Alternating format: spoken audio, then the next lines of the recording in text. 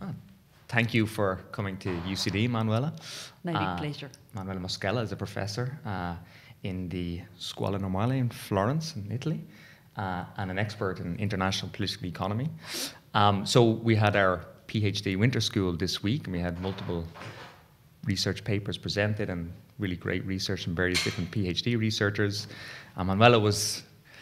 We were lucky enough to hear Manuela present her book manuscript, work in progress, on central banking and the politics of irresponsibility. So you might just tell us about this book. What's the core claim of the book? The book investigates the role of central banks in the face of the current challenge of secular stagnation, or if we want to call it Japanification, or simply a deflationary environment. So the question that I really ask in the paper is whether central banks are equipped for the challenges of our time, and especially if they are equipped to face the next downturn when it will materialize, if it will materialize. And of course, as a political scientist, what I'm trying to do in the book manuscript is to complement economist account. We have been a lot of discussion about central banks not having the policy space to intervene in the next recession because interest rates are already so low. The question that I raise in the book is whether central banks also have the political conditions in place to intervene, okay, and what they can do to fix the current state of events. So the main argument that I try to make in the book is that probably for central banks to fight the next downturn is going to be particularly difficult, right? That it's because of the role of central banks and how central banking has been evolving over the past 30 decades. Central banks will find huge constraints in acting, in taking irresponsible policies that risk to create inflationary pressure and the risk to create impressions that central banks are growing increasingly political. So this is really in a nutshell what the book is about. So in the presentation today, you presented very interesting data on the lack of growth and the secular stagnation. So the lack of economic growth, the zero inflation, central banks cannot bring down interest rates much further. You also mentioned the $16 trillion of government bonds being exchanged internationally at negative interest rates. And then you also mentioned an important variable, which is negative demography. In the European case, at least, that populations are aging and it's not being, ultimately, people are not having as many children in the past, so there's all these different challenges. Now, we're in Ireland, we're in University College Dublin here, and I think policymakers in Ireland often forget that Ireland is a rather unique case. There is strong economic growth here, relatively speaking, to the rest of the world. But the question of secular stagnation is something that other bigger countries, like Italy in particular, would need to think about. But the question I was thinking in the presentation was, so when you say that central banks are not equipped to respond to the next crises, do you mean that they just are not able to reduce interest rates anymore? Is it that simple? No, I think this is a common misunderstanding, at least in central banking scholarship at large, that up until the financial crisis, we used to study central banks, but just focusing on interest rate policy, which is, of course, interest rate is the primary tool that central banks command, right? They can lower or raise interest rate to stimulate economy. But of course, the crisis show us that central banks can be much more creative. When they are on a liquidity trap, they can start using unconventional monetary policy in a huge range of unconventional policies. So the question is whether they can deploy these unconventional policies if the circumstances so require, right? So that's the big question. Can they do that? Can they turn again to the quantitative easing programs that have been used throughout the crisis? They can use, large-scale liquidity assistance like they did during the crisis. And my starting point is that if we take seriously the logic behind unconventional policies, okay, this logic of irresponsibility, and I'm using irresponsibility in the sense like Krugman made it, speaking about the Japanese experience back in the 90s when he was saying, for central banks to fight a liquidity trap, to fight a deflationary environment, they have to turn irresponsible, okay? They have to act really going against standard practice. But we know that for central banks to go against standard practice, it means that they have really to ditch their organizational image. They have really to ditch their reputation. They've been carefully building over the past 30 decades. And I think this is extremely important because we have to remember that central banks, as we know them today, they are a peculiar type of institutions, okay? I mean, central banking has evolved over the decades, okay? Central banks in the 17th century were very different institutions, okay? They were born to finance, governments' war efforts, okay? They monetized government debts. Then, I mean, after the 1980s, we started seeing the creation of independent central banks with a peculiar organizational image. And this is, what central bankers have been cultivating. They have been explicitly cultivating a reputation as conservative technocrats, conservative in the sense that they are inflation averse, and also as technocrats that are neutral, that do not want to take political sides, okay? They do what is best, right, for the countries. That has been really carefully done by central bankers themselves, right? They have been building this organizational image also as a way to defend their power as independence. But of course, I mean, this organizational image comes at a cost. When time comes for central bankers to have to take unconventional measures, irresponsible measures that risk creating inflation, and so they really run against their conservative attitudes, and they have to take decisions that have clear distributional consequences, what assets to buy, what financial sector to privilege, what actors in the financial sectors to privilege, they're entering into a terrain in which they conflict with standard central banking theory and practice and with the organizational image and the reputation that have been really cherished over the past 30 decades. So when you talk about irresponsibility or irresponsible policies or the politics of irresponsible policies, really what's meant by that is giving up independent central banks, right? So the question is, are independent central banks equipped to fight the next crises? That's right. Maybe not without giving up the independence, because the question then is independent from whom? Because if central banks are making decisions that have distributional effects and are bailing out, quite frankly, particular parts of the financial sector, it raises the question that they may be independent from government and political parties in government as traditionally understood, but maybe not from banks, maybe not from financial actors. So independent from whom seems to me to be an important part of this question. It is absolutely an important part of this question.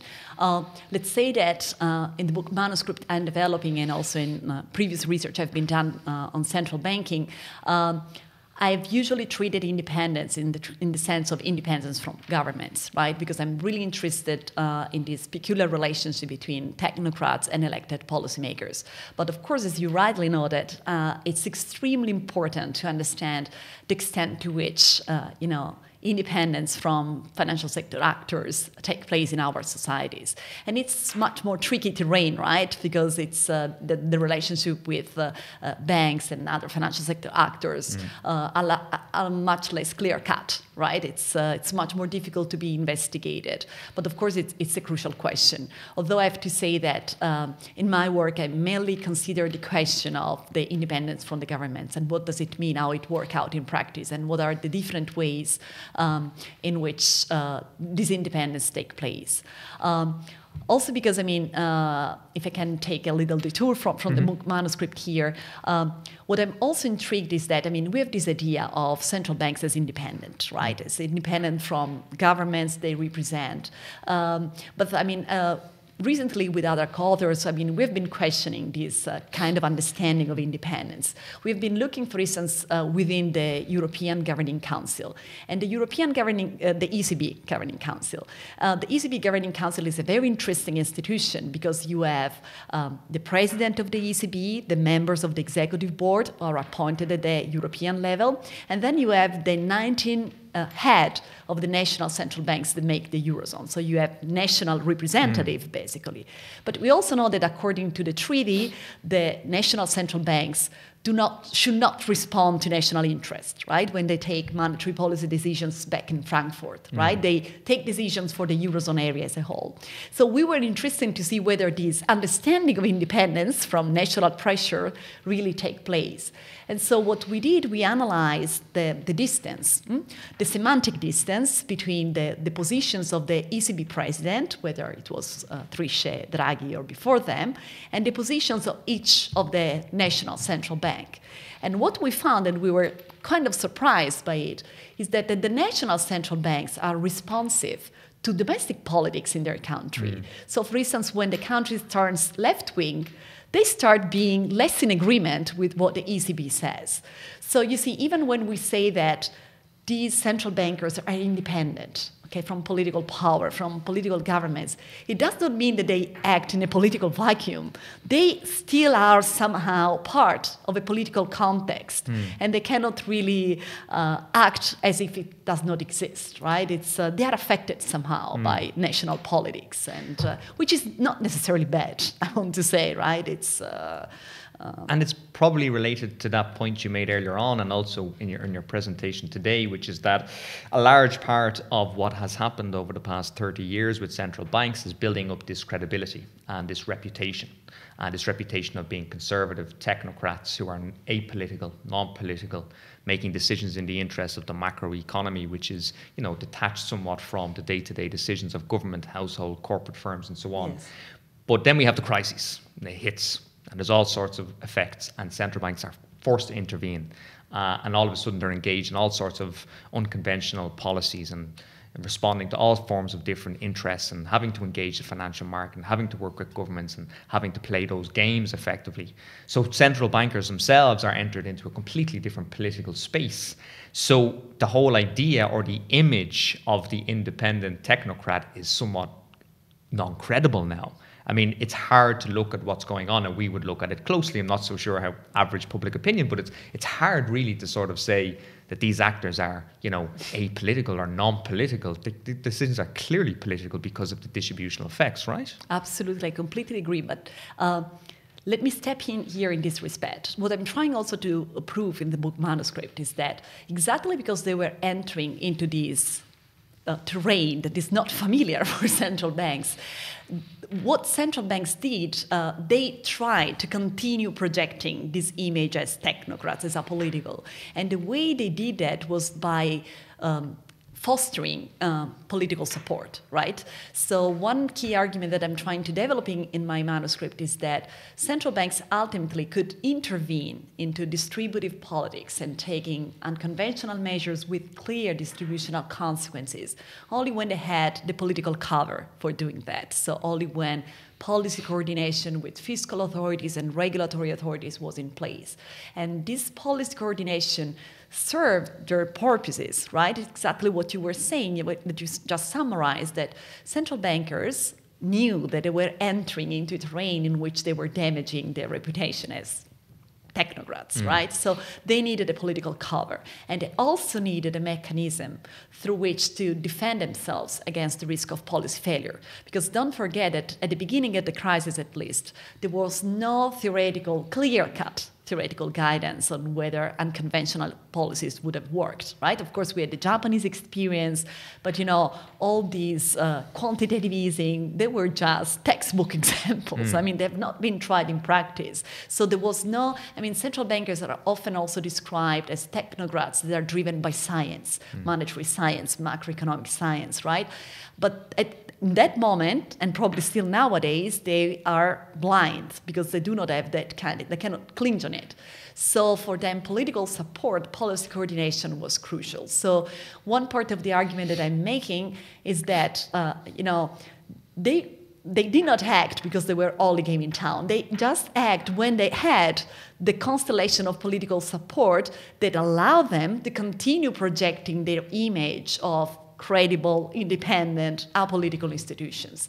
And this is crucial for these political institutions. So they become strategic political actors. Yes. They have to start building consensus, right? Yes. And in the European case, at least, that's more problematic because you're dealing with multiple different governments. And do you observe that in your research, the kind of creditor-debtor dynamic? Is it the case that, creditor central bankers have more influence over the European Central Bank, or is it the case that Mario Draghi actually does act in the interest of Italy? Are these perceptions, or are these things that actually happen? I never had, based on the research, I have to say that research on the ECB as compared, for instance, to other central banks like the Fed or the Bank of England is a little bit more complicated by the fact that you do not have access to the minutes, right? So you really don't know what's going on behind closed door. There is a long-standing rationale for that, is that since the ECB is a peculiar central bank of a supranational institution, you don't want policymakers, monetary policymakers, to be subject to national political pressure. So the idea was to insulate them, so don't let the public know of what's the decision-making process behind closed door. And so this is what happened. What I think is that in the case of the ECB, Draghi was really important in the sense of leadership. He was one person that certainly sensed that the necessity of having to act and the whatever it takes speech, of course, it would remain important in that respect. But again, the OMT announcement also speaks to the importance of politics. Okay, there is all these rumors about Draghi coming out on OMT only when Merkel was finally in favor of it. So when the political constellation was favoring that kind of political announcement. But then, going back to the question of whether, these actions and also this lack of transparency served central bank well, we can raise a big question mark, right? Because in the end, the actions that have been taken have backfired, right? So we see all over the places in the ECB, but also in the Fed, opinion polls and approval rates are declining for the central banks. So, even though they were trying to avoid a political backlash, even they were trying to continue appearing that they were apolitical, they are no more, right? I think about Trump. Trump is the quintessential example, I think, of this. Bashing his central bank on Twitter. Yes. I think it's there is some irony there also because we know that Trump nominated Powell as the chair of the Fed, so it was not somebody that was imposed upon Trump. But I also want to stress that it was not just Trump. Trump is, of course, the tip of the iceberg here, but central banks have been criticized all over the places by politicians of different stripes, right? It was not just the populists. It's not just, Salvini and Di Maio bashing the central bank in Italy. It was also Wolfgang Schäuble, right? In Germany, bashing on the ECB. It is Hungary, it is Austria, so very different places. And I think this also raises a very interesting set of questions. Right, it's also on the side of the policymakers, right? It's why do they put pressures on central bankers, right? It's tomorrow here at the central bank in Ireland, we have a workshop that brings together economists and political scientists that want to understand several questions. One of them is exactly this one. Okay, when are policymakers putting pressure on independent central banks once they delegated independence to them? Because on the one hand, it's part of the logic of timing consistency. We know that probably policymakers want to be reelected, and so when they are close to elections, when the economy is performing poorly, they will put pressure. But it can also be the case that it's simply, party affiliations, that we are used to think that leftish parties are more inclined to disagree. But the data that, for instance, I've been collecting is not clear-cut in that respect. It's not clear-cut whether policymakers are bashing central banks because of party affiliation, ideological preferences. It seems that probably there are more economic conditions that matter. So that in the end of the day, it's elected policymakers are responsive, to their electorate, to their constituencies, so they care significantly about what's going on in the economy.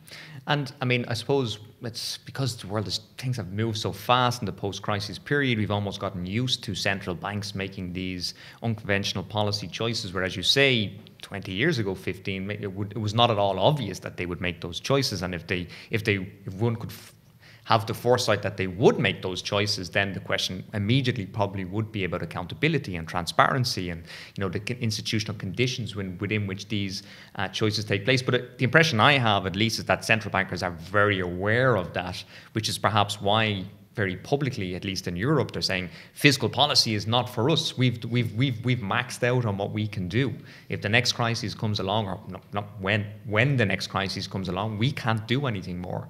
In order to stimulate the economy, governments have to use fiscal policy. So it almost on the outside, it appears that central banks are telling governments, right, what to do. You have to use fiscal policy, or you have to liberalize your markets. You have to, to encourage foreign direct investment, introduce structural reform. Well, what does that mean? It means liberalize labor markets, product markets. There are distributional effects to these things. So just from the outside, as somebody who doesn't do detailed research on central banking, it just seems obvious to me that these central bankers are very, very important political and economic actors. And it raises all sorts of questions about accountability and transparency. Is that likely to emerge more and more going forward? Before getting to the question on transparency and accountability, I want to get to a crucial insight that you raised about these central banking saying it's fiscal policy turn. It's the turn of fiscal policy. I think we should all remember that central banks here are in a very difficult position. It's a very complicated balancing act because they are aware that their policy tools are declining, right? And so they're saying it's the turn of fiscal policy to step in, but at the same time, they cannot say it aloud. They're running out of ammunition, right? Because if they're saying it too aloud, it has two consequences. And I will get back to the question on accountability. The first consequence is a question of policy, okay? You really run the risk of making things worse. If you announce to the markets that you don't have the tools to intervene, you're probably also creating a condition for a worse crisis to come, right? So you cannot say it aloud. So the speeches coming out from central bankers are much more balanced. Yes, we need fiscal policymakers to intervene, but the central bankers are not without ammunition. Because we're so used to it, although nobody ever says it, that central banks sit at the top and the pinnacle of financial markets, and they have all these awesome powers, and ultimately they can save the day, right, if needs to be. But if they suggest that actually they can't save the day, that would, as you seem to be suggesting, sends a very clear signal that there's massive uncertainty in the market. Absolutely. But the other consequence is political. Because if you announce that you have no tools to intervene, then, people start wondering, why do we need independent central banks? What's the point of delegating them so much power on the fate of our societies, right? What's the point of having these technocrats there? Right? And I think this is a serious issue, right? And I think that all over the places, the public backlash, okay, and it's not just the policymakers, also if you think about public opinion, okay, there is ongoing research to understand to what extent central bankers and public opinion interact, right? But at least, the Bank of England, of course, has tried to reach out to the broad public. Even an institution like the ECB is working a lot, has changed its communication practices in front of the pressure coming out from public opinion, okay? If you really see the ECB barometer question on trust on the ECB, it has declined significantly. Well, and here is also a significant mismatch, right? That while trust in the euro has remained quite stable and also recovered, trust in the ECB as the institution, as the manager of the currency, has declined. So they really have a problem of public accountability. And this also raises a number of interesting questions. Now, how are they responding to this? I think they're responding, in Europe, the choice of Lagarde is an interesting choice. They selected more of a policymaker, somebody who does not come from a monetary background, but from the finance minister, right? So it's an interesting response. And also there are very practical response really in the way they are approaching the public. The Bank of England touring the country, sitting down in city halls, but also for the ECB and trying to reach out more to the public, to project a different image of themselves, and right? Speaking about image and storytelling, I did find it interesting that when Christine Lagarde had this meeting with all these white male central bankers around a big table, and she took a photograph of it, right? And very clearly her being the only woman in the room, and she tweeted it out. It seemed to me that that was quite intentional, right? And it could have arguably, right, it's about building public support in the sense of she was probably nudging towards a shift in policy. And in order to generate wider public opinion, it probably helped to have that image, because very few people could look at that image and not kind of feel a bit of empathy with Christine Lagarde, right? Sitting in this man full of men, absolutely. And the financial press is also reporting that Lagarde is learning German, right? And in this attempt probably to speak directly to the German public opinion, which we know among the European public has been the most hostile to the ECB for obvious reasons, right? It's with declining rates, German savers get hurt. But I would also like to stress that there is all this discussion on the German savers, but the Germans are not only the one with the low levels of private debt, right? The Italians are the others one, but in Italy you do not have this kind of negative public opinion, probably because Italy is also taken advantage of quantitative easing for its problem in the government debt. But certainly, the politics of the Eurozone continues to be, a very complicated one, I think. So politics and economics takes place in time. In time, history, events change and move. Central banking, as I understand it, independent central banking, at least in the advanced capitalist democracies of the world, emerged to this fight inflation. Now, our role is to manage inflation, 3% target in the European Union. The new paradigm that we're entering into is not inflation. Inflation is just not an issue anywhere, right? It's deflation, as you point out in the book. It's tackling, generating growth. Very hard for the central bank to publicly turn around and say, we want to generate growth by actively buying government bonds or making public investments. But it's interesting to hear people like Adair Turner and other international technocrats increasingly making that argument, right? That actually, if central banks are doing this, then why shouldn't they be actually making more strategic choices? And correct me if I'm wrong, it seems to me that this green issue and the climate agenda has become part and parcel of this conversation. So for the next paradigm shift, in the next 30 years, are we going to see the role of the central bank tackling climate change? Because if it's the case that liberal democracies are not capable of solving the problems of contemporary capitalism, of which climate change is one of them, to be slightly provocative, and we require these independent, non-responsive actors to do these tough choices, is it the case that central banks perhaps are in a position to solve the issues of climate change, or at least contribute towards it? Yeah, as you rightly noticed, there is this huge debate about whether or not central banks should take responsibility for greening our planet. And of course, again, going back to the organizational image, in a certain sense, it conflicts, right, with the organizational image of central banks that whose main mandate over the past 30 years have been fighting inflation. We are entering in a very uncharted terrain here. It's I think that the big question is the way you rightly put it. We used central banks 30 years ago. Governments, elected policymakers delegated these important responsibilities to unelected technocrats to fight the big challenge of their time. I don't know if we want to do the same thing today. I don't know even if central banks want to take this extra responsibility, which will complicate their mandate. So they have to fight inflation now. We ask them to also fight climate change and probably one of the biggest challenges of our time. I don't know if, for sure, central banks cannot turn away from the challenge, right? It's, especially in this political context, right? When they have to, in a certain sense, also rehabilitate their public image, okay? Public image is everything, right? In our societies, when we have Twitter and media in this society, so the public image counts a lot. But we still have to remember that there are tools to intervene for greening the planet. They're not that huge, right? They can decide what assets to buy and decide what companies to privilege. But again, it comes at the cost of appearing distributional. Yeah, and they take distributive decisions in doing so.